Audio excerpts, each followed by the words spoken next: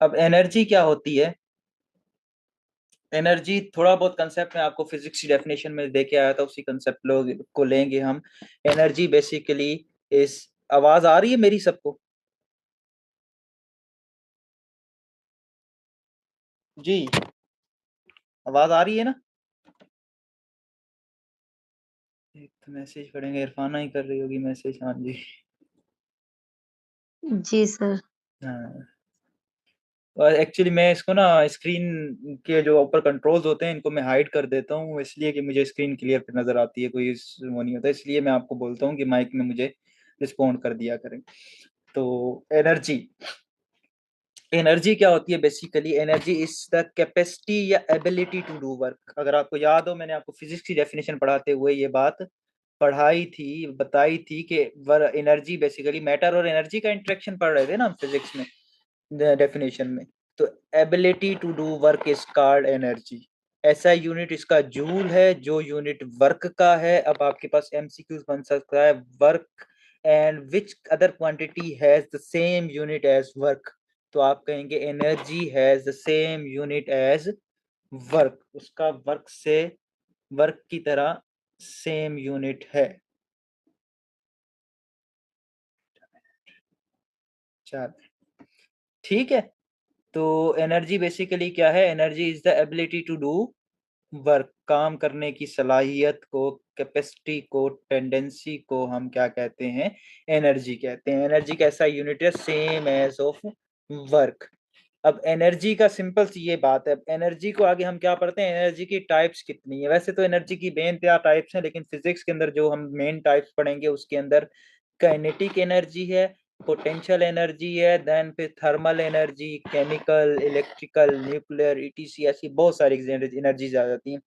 Basically हमारे पास जो most important है वो ये दो हैं, kinetic energy and potential energy. ठीक है, इनके ऊपर हम बाद में बात करते हैं। फिर मैंने आपको जब law of conservation of momentum पढ़ा रहा था, मैंने आपको एक बात बताई थी कि तीन चार चार क्वांटिटी ऐसी हैं जिनके अंदर कंजर्वेशन का कंसेप्ट रहता है। अब कंजर्वेशन का मतलब क्या है, ये कौन बताएगा मुझे? जरा जल्दी से बता दें, थोड़ा सा डिस्कशन में टाइम ज्यादा लग जाता है तो हम ताकि ये कवर कर सकें। जी, conservation, law of conservation of momentum अगर याद हो किसी को तो बताएं मुझे। कंजर्वेशन, कोई भी क्वांटिटी अगर कंजर्व होती है तो इससे मुराद क्या है हमारी?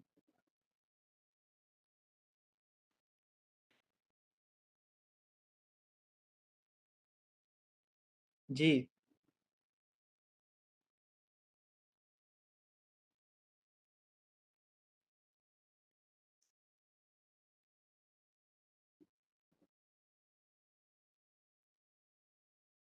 नहीं आ रहा सर किसी को? याद नहीं आ रही।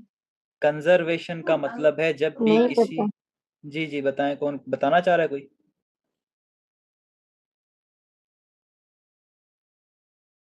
चलें, कंजर्वेशन से मुराद ये है कि जब भी टोटल उसमें ट्रांसफर में कोई चेंज ना आए, नेट कोई चेंज ना आए, total initial minus total final हो जाए, तो हम कहते हैं कि ये क्वांटिटी कंजर्व्ड है। अगर आपको याद हो, मैंने आपको पार्टी की एग्जांपल दी थी कि हम पैसे डिस्ट्रीब्यूट करते हैं और ये सारे मामला जो मैंने आपको बताई थी एक सिनेरियो दे के।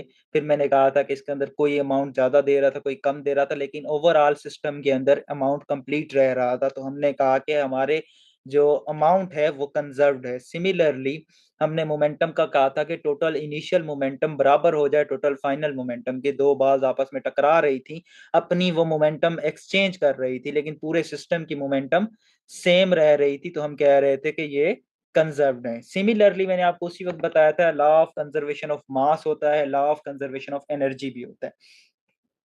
तो law of conservation of energy क्या कहता है कि energy can not be created और डिस्ट्रॉयड, ओनली ट्रांसफॉर्म्ड। एनर्जी कभी भी ना खत्म कर सकते हैं हम। इस पूरी यूनिवर्स के अंदर जितनी एनर्जी मौजूद है, ये एनर्जी ना ही कभी खत्म हो सकती है, ना ही नई बन सकती है। एनर्जी हमेशा अपनी फॉर्म्स चेंज करती है।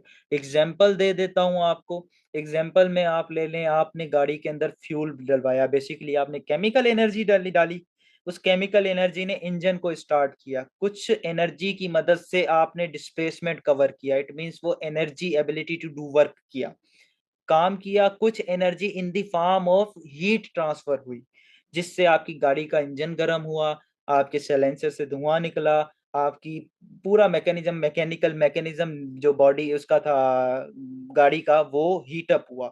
वो एनर्जी जो केमिकल एनर्जी थी वो दो सूरतों में बज़ाहिर हमारे पास निकली। एक केमिकल, एक डिस्प्लेसमेंट की सूरत में निकली, ठीक है, आपने वर्क डन किया उस सूरत में निकली, दूसरी इन द फॉर्म ऑफ हीट निकली। ठीक है, तो एनर्जी ने क्या किया, केमिकल एनर्जी ने अपनी शेप चेंज की, अपनी शक्ल चेंज की, ट्रांसफॉर्म हुई, लेकिन टोटल एनर्जी अगर हम देखेंगे, टोटल एनर्जी हमारे पास तीन तरह की होगी, केमिकल एनर्जी, हीट एनर्जी और वर्क डन के अंदर एनर्जी। इन तीनों एनर्जीज का सम करेंगे तो हमारे पास वही एनर्जी का अमाउंट बनेगा जो अमाउंट इनिशियली हमारे पास in the form of chemical था, in the form of fuel था। ठीक है, तो एनर्जी कभी भी ना बनाई जा सकती है, ना तोड़ी जा सकती है, ना डिस्ट्रॉय की जा सकती है, ये एक फॉर्म से दूसरी फॉर्म के अंदर ट्रांसफॉर्म होती है। That is the law of conservation of energy. All forms of energy are convertible. सही है, एनर्जी एक फॉर्म से दूसरी फॉर्म के अंदर कन्वर्ट होती है, इसको फर्दर हम डिटेल में आगे पढ़ेंगे। यहां तक बात एनर्जी की कंसेप्ट क्लियर है।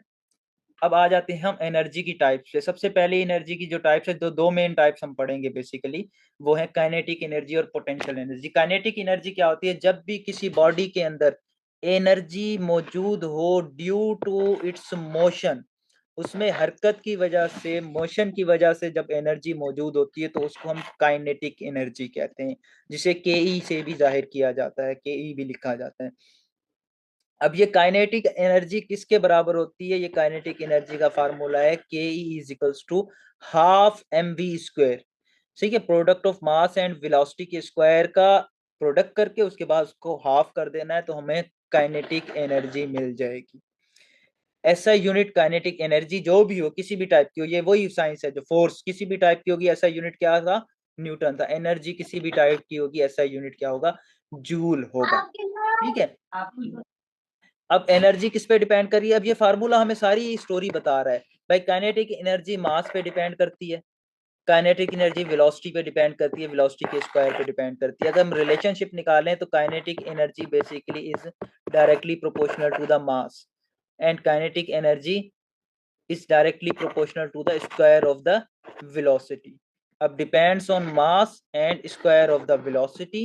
If velocity doubles, kinetic energy becomes 4 times. ये उसी तरीके से काइनेटिक एनर्जी और वेलोसिटी का अगर हम रिलेशनशिप निकाले, इधर से एमसीक्यूज आता है कि भाई वेलोसिटी अगर डबल हो गई मतलब 2v² हो गई, इट मींस 2 to the 4, तो काइनेटिक एनर्जी कितने टाइम्स बढ़नी चाहिए, 4 टाइम्स बढ़नी चाहिए। अगर काइनेटिक वेलोसिटी जो है वो आधी हो जाए, हाफ हो जाए, तो काइनेटिक एनर्जी 1/4 हो जाएगी। काइनेटिक एनर्जी कितनी हो जाएगी, 1/4 हो जाएगी। ये रिलेशनशिप ध्यान में रखना। ये स्क्वायर में आपके पास कल Newton second law of Newton law of universal gravitation में भी यही था, आर स्क्वायर था। जहां पे भी स्क्वायर क्वांटिटी का रिलेशन आ जाता है वहां से सीधा सीधा एमसीक्यूज यही बनाते हैं मोस्ट ऑफ द केसेस में, कि भाई कंडीशन दे देते हैं कि अगर ये चीज डबल हो जाए तो दूसरी क्या होगी। वो स्क्वायर में फिर लोग कंफ्यूज हो जाते हैं ज्यादातर कैंडिडेट के, यार डबल हो गए, तो ये एमसीक्यूज में भी गलत किए हैं। आज एक दो ने जो मुझे एमसीक्यूज भेजे हैं उसके अंदर भी गलत किया है, वो मैकेनिज्म थोड़ा सा जहन में रखने। आपने कुछ भी नहीं करना, आपने फार्मूला लिखना है। मैंने लिख दिया के ई का किससे है, वेलोसिटी से रिलेशन पूछ रहा है, तो मैंने सिंपल वेलोसिटी लिख लिया अपनी आसानी के लिए, एम को हटा दिया, वी स्क्वायर। वी स्क्वायर का मतलब क्या हुआ कि अगर डबल हो गई तो इधर 4v हो जाएगा,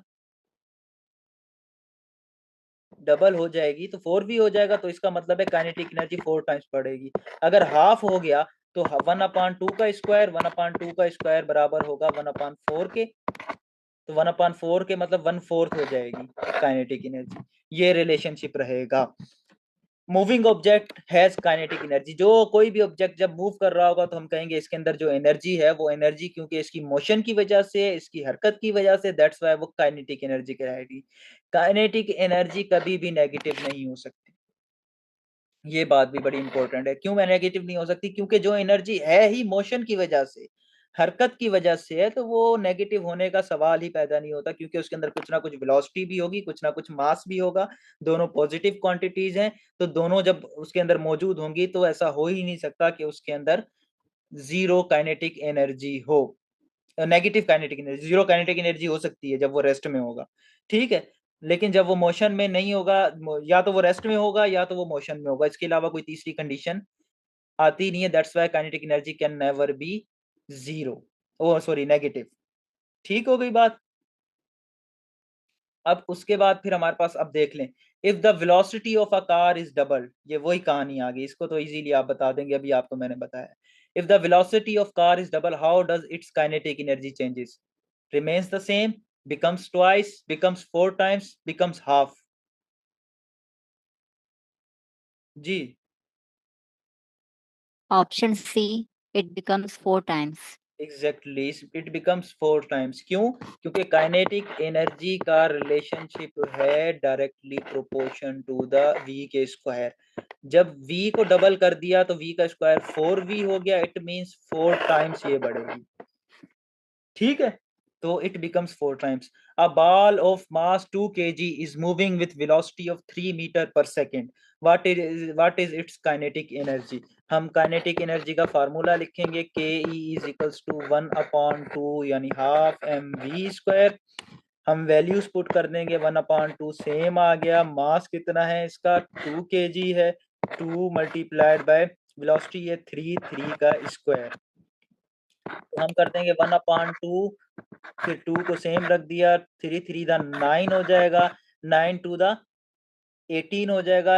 18 मल्टीप्लाइड बाय 1/2 मल्टीप्लाइड बाय 18, इसका हाफ हो जाएगा, इट मींस 9 आंसर आएगा। तो 9 जूल है कहीं पे? Option A should be correct. ठीक है, इस तरह हम इसकी इक्वेशन रख के उसके बाद इसको सॉल्व करेंगे। उसके बाद नेक्स्ट हमारे पास आ जाती है पोटेंशियल एनर्जी।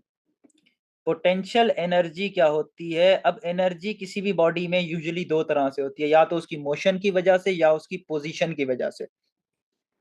जब भी energy possessed by a body due to its position और कॉन्फ़िगरेशन, हम पोजीशन तक बात रखते हैं, कॉन्फ़िगरेशन भी वही आ जाती है, तो हम उस सूरत के अंदर कहेंगे कि इसके अंदर जो एनर्जी है वो पोजीशन की वजह से। इसका मतलब है अगर कोई ऑब्जेक्ट जमीन के सरफेस के ऊपर है, तो अगर रेस्ट की हालत में है, ठीक है, तो इसके पास इधर पोटेंशियल एनर्जी मैक्सिमम होगी, कोई ना कोई होगी, एक्स वाई जेड कोई वैल्यू होगी। लेकिन काइनेटिक एनर्जी क्योंकि ये रेस्ट में है, तो काइनेटिक एनर्जी इसके पास क्या होगी? जी, जीरो होगी। ठीक है, जीरो। इस ऑब्जेक्ट को मैं लिफ्ट करता हूं, इस पोजीशन के ऊपर ले आता हूं।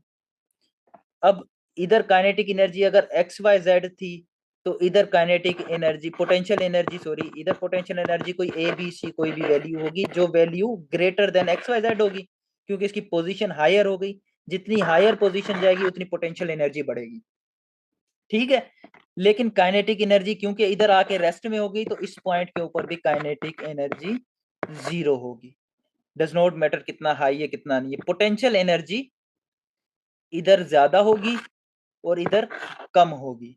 ठीक, लेकिन ड्यूरिंग द प्रोसेस जब यहां से यहां पे लेके जा रहे थे, तो पोटेंशियल एनर्जी हमारे पास जो थी वो मिनिमम थी, क्योंकि हरकत थी, मोशन थी, लेकिन kinetic energy during the process हमारे पास क्या थी?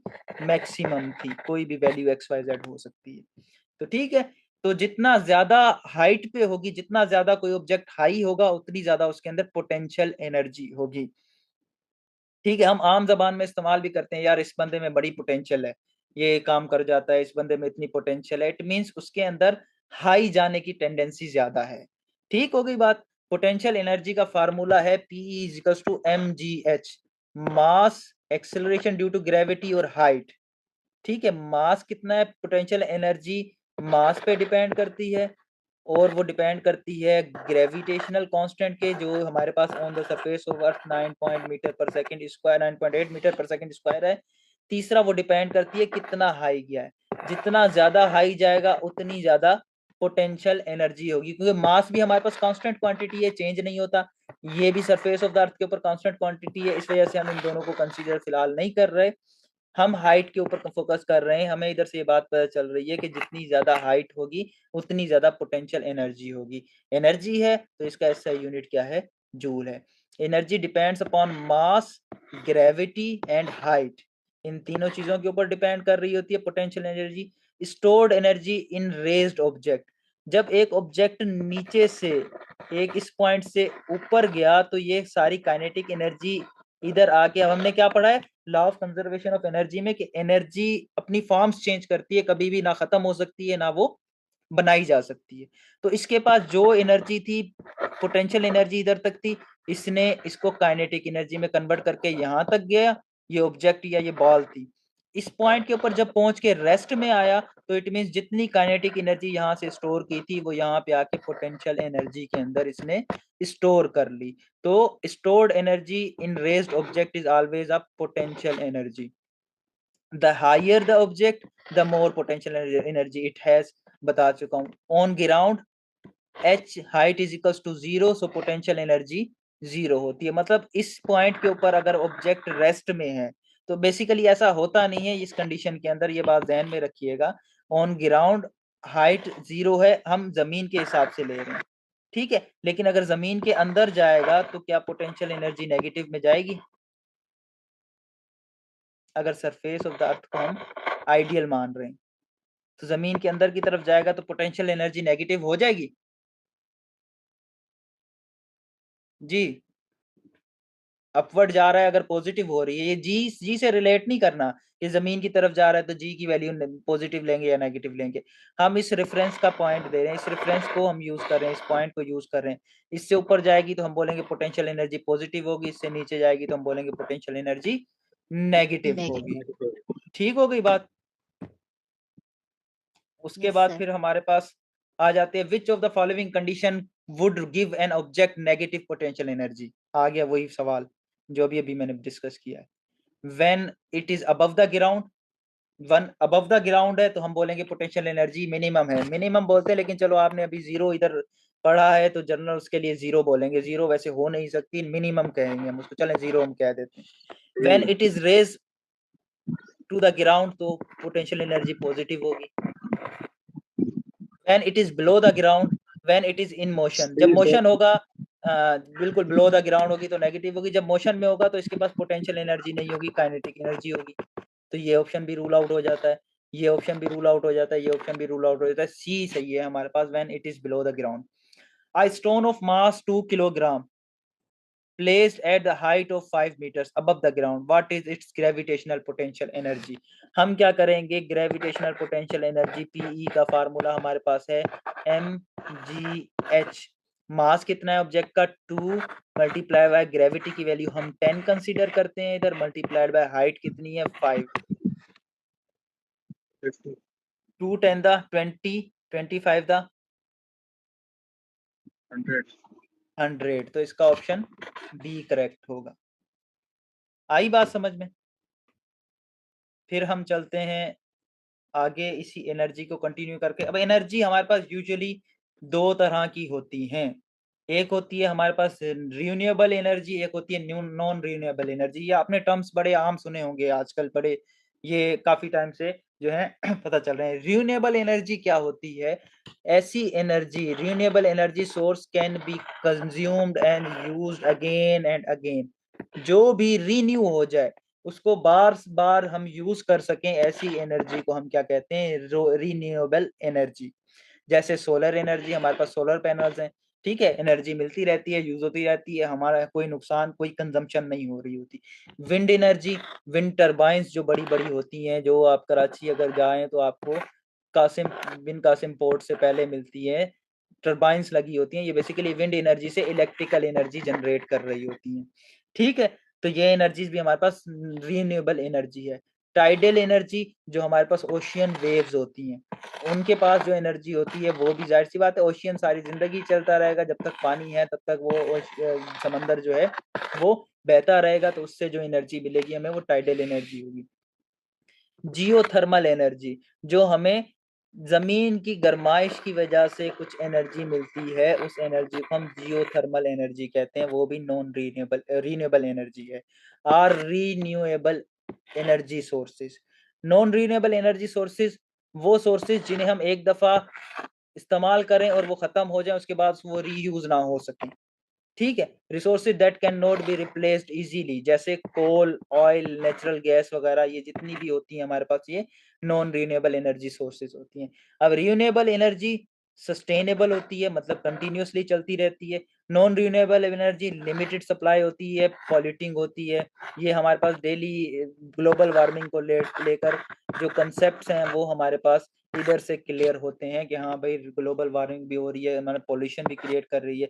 जिस भी चीज से ऑयल या गैस इस्तेमाल होगी, जहाँ पे भी वहां से पॉल्यूशन निकलेगी, वहां से स्मोक निकलेगा, वो एक ग्लोबल वार्मिंग को इफेक्ट करेगा। तो और जाहिर सी बात है, जितना पेट्रोल होगा, जितना फ्यूल होगा हमारे पास, उतना हम एनर्जी से काम ले सकते हैं। फ्यूल खत्म तो एनर्जी खत्म। सूरज तो है नहीं कि अगले दिन दोबारा निकलेगा तो दोबारा हमारी सोलर एनर्जी से बैटरी चार्ज होगी और हम घर में बिजली चला सकेंगे। ठीक हो गई बात नॉन रिन्यूएबल और रिन्यूएबल एनर्जीज। उसके बाद होता है एनर्जी को कन्वर्जन के क्या क्या तरीके कार होते हैं, कैसे कैसे हो रही है energy conversion. Transformation of energy from one form to another form is called energy conversion. For example, हमारे पास पंखा है, इलेक्ट्रिकल एनर्जी को मैकेनिकल एनर्जी में कन्वर्ट कर रहा है। पंखा घूम रहा है, हरकत कर रहा है, मोशन में आ रहा है। कहाँ से आ रहा है? एक एनर्जी उसको मिल रही है। कौन सी एनर्जी मिल रही है? इलेक्ट्रिकल एनर्जी मिल रही है, जिसकी वजह से वो उसको कन्वर्ट कर रहा है मैकेनिकल एनर्जी में। बल्ब को देख लें, इलेक्ट्रिकल एनर्जी को लाइट प्लस हीट एनर्जी में कन्वर्ट कर रहा है। कार इंजन देख लें, केमिकल एनर्जी यानी फ्यूल्स को वो मैकेनिकल एनर्जी में कन्वर्ट कर रहा है। No energy is lost, only change form. ये बात वही कंजर्वेशन की बात आ गई। तो ये बात आप अपने जहन में बिठा लें कि एनर्जी कभी भी लॉस्ट नहीं होगी, फॉर्म चेंज होगी। उसको हम बोल सकते हैं कि लॉस्ट हो रही है। वो हम क्यों बोल सकते हैं? क्योंकि हम उससे जो काम लेना चाह रहे हैं वो उससे काम नहीं ले रहे। मिसाल के तौर पर भाई 10 लीटर के अंदर आपकी गाड़ी जो है वो 50 किलोमीटर चलती है। हालांकि 10 लीटर से आपकी गाड़ी को 100 किलोमीटर चलना चाहिए। तो आप कहेंगे कि 50 किलोमीटर तो चलो मैं एनर्जी मैकेनिकल में कन्वर्ट कर ली, मैं एक जगह से दूसरे पॉइंट के ऊपर चला गया। बाकी 50 की एनर्जी का तो काम नहीं हुआ मेरे पास। तो बेसिकली वो energy in the form of heat convert हो गई, in the form of heat चली गई। ठीक है। Some energy is always wasted as heat.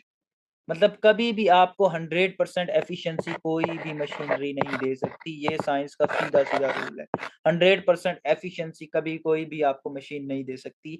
Machine कुछ energy in the form of heat जरूर लॉस करती है। ठीक है, वो बेसिकली आम जबान में एनर्जी लॉस होता है, लेकिन अगर हम साइंटिफिकली देखें तो एनर्जी ने अपनी एक शक्ल तब्दील कर ली। वो अब मैकेनिकल हो, केमिकल हो, कुछ भी हो, उससे वो हीट एनर्जी के अंदर आ गई। ठीक है। उसके बाद फिर हमारे पास आ जाता है एनर्जी कन्वर्जन्स के कुछ एग्जांपल्स। फॉसिल फ्यूल्स हैं, ठीक है, उसमें केमिकल एनर्जी, हीट एनर्जी में, हीट एनर्जी से मैकेनिकल एनर्जी, मैकेनिकल एनर्जी से इलेक्ट्रिकल एनर्जी बनती है। अब फॉसिल फ्यूल्स हमारे पास कोल हो गया अच्छा सॉरी, कोल हो गया, हमारे पास ऑयल हो गया, ये सारे फॉसिल फ्यूल्स हैं। ये केमिकल एनर्जीज हैं। इस एनर्जी से हीट एनर्जी क्रिएट होती है। हीट से हम मैकेनिकल एनर्जी डेवलप करते हैं। मैकेनिकल एनर्जी से हम इलेक्ट्रिसिटी डेवलप करते हैं। ये एक साइकिल होता है। In thermal power plants by burning coal and oil और गैस, इनको बर्न करने के बाद हम क्या करते हैं? हीट क्रिएट होती है। उस हीट से हम मैकेनिकल एनर्जी बनाते हैं। मैकेनिकल एनर्जी यानी मोटर चलती है, जनरेटर चलता है। जनरेटर बेसिकली आपका इलेक्ट्रिक एनर्जी सप्लाई करता है। उसके बाद इलेक्ट्रिक जनरेशन, इलेक्ट्रिसिटी जनरेशन इसकी एप्लीकेशन है। व्हीकल में पेट्रोल या डीजल या इंडस्ट्रीज के अंदर जो मशीनरी चल रही होती है वो बेसिकली फॉसिल फ्यूल्स यानी केमिकल एनर्जी एक किस्म की होती है, जिसे हम मुख्तलिफ कामों में लेके आते हैं। उसके बाद हाइड्रो इलेक्ट्रिक एनर्जी, हाइड्रो का मतलब वाटर होता है। अब बेसिकली होता क्या है इसमें हाइड्रो इलेक्ट्रिक पावर प्लांट्स के अंदर के वाटर को एक पोटेंशियल के ऊपर, डैम, डैम सुना है ना, डैम हमेशा ऊंचा होता है। एक सर्टेन एक्सटेंट तक वाटर को राइज किया जाता है। अगर यहाँ पे वाटर है तो इसको राइज किया जाएगा इस पॉइंट तक। तो जब ये हाइट के ऊपर राइज हुआ तो इसके पास इधर पोटेंशियल एनर्जी स्टोर हो गई।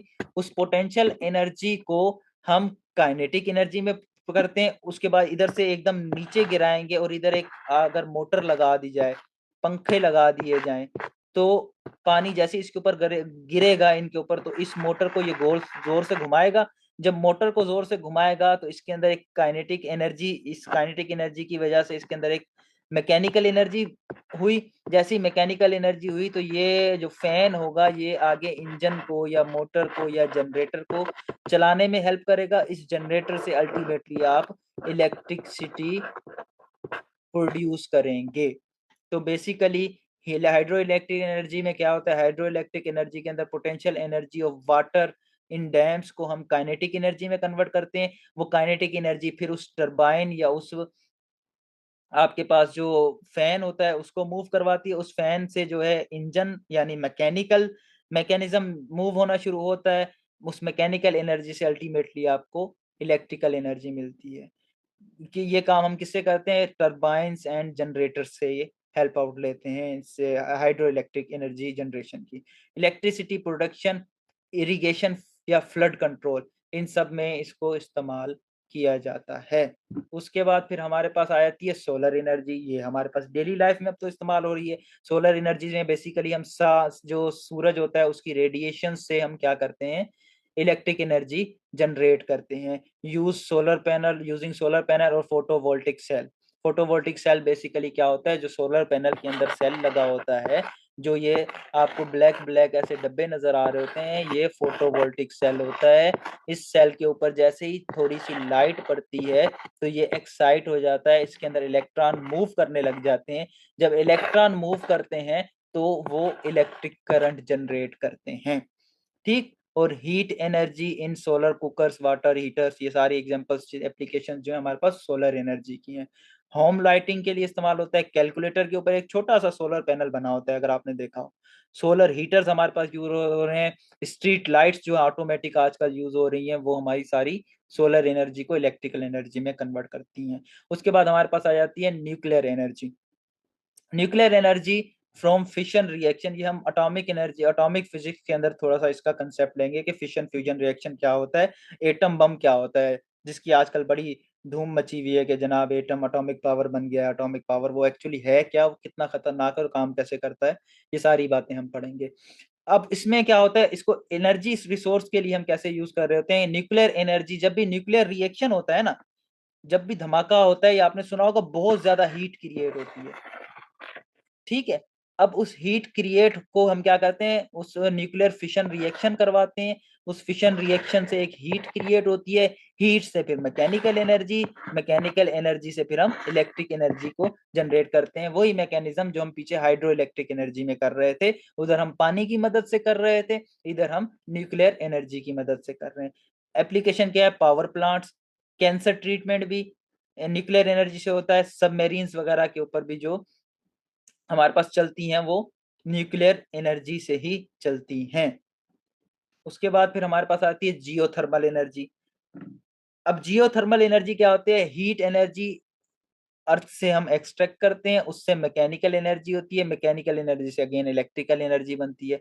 Hot water steam turns turbines. अब बेसिकली क्या होता है कि जमीन का जो हॉट वाटर होता है उसकी स्टीम से हीट क्रिएट करते हैं। उस हीट से बेसिकली हम मैकेनिकल एनर्जी जनरेट करते हैं।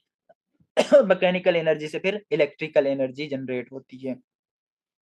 इससे क्या एप्लीकेशंस क्या है इसकी, इलेक्ट्रिसिटी है, हीटिंग बिल्डिंग्स हैं, हॉट वाटर सिस्टम वगैरह, ये सारे इसकी एप्लीकेशंस में आते हैं। उसके बाद आते हैं हमारे पास wind energy. Kinetic energy of wind, mechanical energy, वो जो आप कराची पोर्ट के पास से एक टरबाइन जब आप गुजरते हैं तो आपको कुछ टरबाइन नजर आती हैं, बेसिकली वो हवा के ऊपर घूम रही होती हैं। वो घूमती हैं, उसके नीचे एक मोटर है, या आप जनरल एग्जांपल लगा लें कि एक उसके मैकेनिकल एक मैकेनिज्म लगा होता है। इसकी घूमने की वजह से ये मैकेनिकल एनर्जी क्रिएट होती है। इस मैकेनिकल एनर्जी अल्टीमेटली क्या बनाती है, इलेक्ट्रिकल एनर्जी बनाती है वाया विंड टरबाइंस। एप्लीकेशंस क्या है, विंड फार्म्स फॉर इलेक्ट्रिसिटी, वो विंड फार्म है जो आप देख रहे हैं कराची के अंदर मौजूद है। Water pumping in rural areas, rural areas के अंदर वाटर पंपिंग होती है, या जैसे हाँ रूरल वाटर पंपिंग होती है, वो फिर हाइड्रो में आ जाता है। वो जो पहले चक्की वगैरह जो होती थी आटे की, वो पानी के बहाव से चलती होती थी। उसके बाद बायोमास एनर्जी है। ये सिंपल सी बातें आप सब, आपको ये बातें मैक्सिमम जो है वो पता होंगी। ठीक है। अब आ जाए आप biomass energy. Biomass energy basically क्या होती है, केमिकल एनर्जी यानी from plants and animals. Animals का जो वेस्ट होता है या प्लांट्स होते हैं, इनको हम जो हैं इनको बायोमास कहते हैं। इनसे हम, bio means life, mass means माया, उनका वेस्ट बेसिकली। इनसे हम हीट एनर्जी प्रोड्यूस करते हैं, उस हीट एनर्जी से हम इलेक्ट्रिकल एनर्जी क्रिएट करते हैं, बर्न्ड और कन्वर्टेड इनटू बायोगैस। ये चीजें बर्न होती हैं, बर्न होने के बाद ये कन्वर्टेड इनटू बायोगैस में होती हैं, गैस से फिर आगे हम इनके काम करते हैं। फॉर इंस्टेंस कुकिंग, बायोगैस से हम कुकिंग के लिए काम करते हैं। या आपने गाँव में के अंदर शायद कभी सुना हो कि वो जो भैंस वगैरह का गोबर होता है उसको एक खड्डे में डालते रहते हैं, फिर उसके बाद उसको अच्छे तरीके से एयर टाइट कर देते हैं। कुछ टाइम के बाद उधर से एक गैस क्रिएट होती है, उस गैस को वो एज अ कुकिंग एजेंट के तौर पे इस्तेमाल करते हैं, उससे वो कुकिंग वगैरह करते हैं। ठीक है। पावर जनरेशन के लिए भी इस्तेमाल हो सकती है, ऑर्गेनिक फर्टिलाइजर के लिए भी बायोगैस एनर्जी, बायोमास एनर्जी इस्तेमाल होती है। फिर आपके पास आता है टाइडल एनर्जी। टाइडल एनर्जी मतलब ओशियन की जो हमारे पास वेव्स होती हैं उनकी जो एनर्जी होती है उसको हम टाइडल एनर्जी कहते हैं। अब kinetic energy and potential energy of tides. Tides क्या होती हैं? जो हमारे पास लहरें जो होती हैं वो समंदर की लहरें जो ऊपर उठती हैं उनके अंदर दोनों एनर्जी होती है। एक काइनेटिक एनर्जी भी होती है, मोशन में भी होती है, और आहिस्ता आहिस्ता ऊपर उठती हैं तो उनके अंदर पोटेंशियल एनर्जी भी होती है। ठीक है। उससे हम क्या करते हैं? उससे हम मैकेनिकल एनर्जी जनरेट करते हैं। जब वही अगेन मैकेनिज्म में वो किसी मोटर के पंखे के ऊपर गिरेंगी तो पंखे को गोल घुमाएंगी, जब पंखे को गोल घुमाएंगी तो मैकेनिकल एनर्जी जनरेट होगी, जनरेटर चल पड़ेगा, जनरेटर चल पड़ा तो वो अल्टीमेटली इलेक्ट्रिकल एनर्जी में कन्वर्ट हो जाएगा। यूज टाइडल बैरेजेस और अंडर वाटर टर्बाइंस वगैरह, ये जितनी भी होती हैं ये हमारी टाइडल एनर्जी में होती हैं। Coastal electricity generation. Coastal line के ऊपर क्योंकि टाइड्स ज्यादा होती हैं, लहरें बहुत ज्यादा होती हैं, तो इस वजह से उधर ये हम बेनिफिशियल हमारे लिए होती है टू जनरेट इलेक्ट्रिसिटी। अब एमसीक्यूज देख लें। The energy release during fission और fusion reaction is called solar energy, geothermal energy, tidal energy या न्यूक्लियर एनर्जी। जी। एनर्जी। न्यूक्लियर एनर्जी होती है। ये आपको मैंने अभी थोड़ा सा आइडिया दिया, इसको एटॉमिक एनर्जी में, एटॉमिक फिजिक्स के अंदर जब हम पढ़ेंगे तो हम इजीली समझ लेंगे। Which is the renewable energy source of, कौन सी है? Solar and wind. Solar and wind है। Coal, gas and oil are all examples of tidal energy, fossil fuel energy, nuclear या biomass energy. Fossil. Fossil fuel, C option. ठीक है। उसके बाद dash is not a renewable source of energy. कौन सी नहीं है इसमें renewable? Solar energy, coal, geothermal energy या wind energy. Cole sir. Coal is not a renewable energy, it source is coal is not a renewable energy. हाँ बिल्कुल, ये renewable energy नहीं है। फिर हमारे पास लास्ट टॉपिक आ जाता है पावर का। हाँ ठीक है, बस यही है। पावर क्या है? Basically the rate of doing work, किस हिसाब से कितना काम किया जा रहा है। हम कहते हैं इस बंदे में ज्यादा पावर है, ये ज्यादा काम कर लेता है, इसके अंदर कम पावर है, कम एनर्जी है, कम पावर है, तो ये कम काम कर लेता है। तो बेसिकली ये जो एनर्जी या वर्क डन हम कर रहे हैं ये किस हिसाब से कर रहे हैं, कितनी स्पीड से कर रहे हैं, इसको हम क्या कहते हैं? पावर कहते हैं। The amount of energy transferred पर यूनिट टाइम। पावर क्या है? Basically work done per unit time है, W/T। अब work done per unit time जो है ये क्या कहलाती है हमारे पास? पावर कहलाती है। इसका फार्मूला हमारे पास ये आ जाता है, since work and time are scalar quantities therefore power is also a scalar quantity. ठीक है, ये एक स्केलर क्वांटिटी है। इसका यूनिट अब इधर से हम निकालना चाहें तो वर्क का यूनिट हमें पता है जूल होता है, अपॉन में टाइम का यूनिट क्या होता है? सेकंड होता है। तो पावर का ऐसा यूनिट हमारे पास क्या है? जूल पर सेकेंड। लेकिन अगेन यहाँ पे साइंटिस्ट आ जाता है, वाट ने ये काम किया था तो वाट के नाम के ऊपर इसका एसआई यूनिट रख दिया, तो हम कहेंगे पावर का एसआई यूनिट है वाट। आपने ये तो आम सुना होगा, इतने इतने वाट का बल्ब है, इतने वाट का ये है, ये सारे जो है पावर के यूनिट हैं। ठीक है, वाट इसका एसआई यूनिट है। अब जब आपसे पूछा जाएगा वाट किसके बराबर है तो आप कहेंगे वाट जूल पर सेकंड के बराबर है। The SI unit of power is watt which is defined as work done set to be. चलें ठीक है, वाट हो गया एसआई यूनिट इसका, ये बात ध्यान में रखनी है। और उसके बाद फिर हम आ जाते हैं इसके एमसीक्यूज के ऊपर। इधर से आपको थोड़ी बहुत स्टोरी क्लियर हो जाएगी पावर की। पावर के बारे में सिर्फ इतनी सी कहानी है कि work done per unit time होता है। If a machine performs 20 joule of work in 10 second then its power is. देख लें, पावर का फार्मूला है work done per unit time. Work done कितना कर रही है 20 डिवाइडेड बाय टाइम कितना है 10। तो हमारे पास पावर कितने वाट होगी 10 1 10 10 2 20 2 वाट। तो इसका ऑप्शन सी करेक्ट होगा। क्वेश्चन नंबर 8 देखें, work done per unit time is called, सीधी सीधी डेफिनेशन है। Work done per unit time क्या होता है हमारे पास पावर होता है। अब आ जाए नीचे वाला MCQs, what is the commercial unit of electric energy used by power companies. ये एमसीक्यूज अक्सर आता है। आप जो बिजली घर में इस्तेमाल कर रहे हैं उसका एसआई यूनिट, उसका यूनिट क्या है, जो इलेक्ट्रिक कंपनी आपके पास बिल आता है, बिल के ऊपर एक यूनिट लिखा होता है।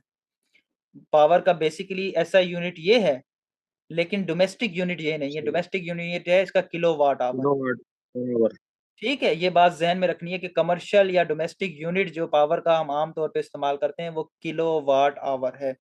और 1 किलोवाट आवर 726 वाट के 726 आई गेस, मुझे भी मैं याद नहीं आ रहा है, ऐसे ही कुछ है 726 ही है, 726 वाट के बराबर होता है। मतलब 1 किलोवाट आवर जो है वो बराबर होगा 726 वाट के।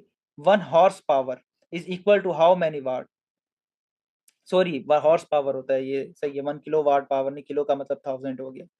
746 हो। हाँ 746 जो है 1 हॉर्स पावर होता है। ठीक है, ये मैं थोड़ा सा गलत बता रहा था आपको ऊपर। 1 हॉर्स पावर जो होता है, अब हॉर्स पावर यूनिट है हॉर्स की पावर से लिया गया। हॉर्स कंसीडर किया जाता है पावर इन रनिंग, तो उधर से ये लिया गया था 1 हॉर्स पावर। इतने हॉर्स पावर की मोटर है, इतने हॉर्स पावर की, ये चीजें आपने इलेक्ट्रॉनिक्स में बड़ी सुनी होगी। कार का इंजन होता है कितने हॉर्स पावर का है। ये जो हॉर्स पावर यूनिट है ये बेसिकली इट इज, इसके अंदर 746 वाट होते हैं। ये 746 वाट के बराबर होता है 1 हॉर्स पावर। क्लियर हुई बात?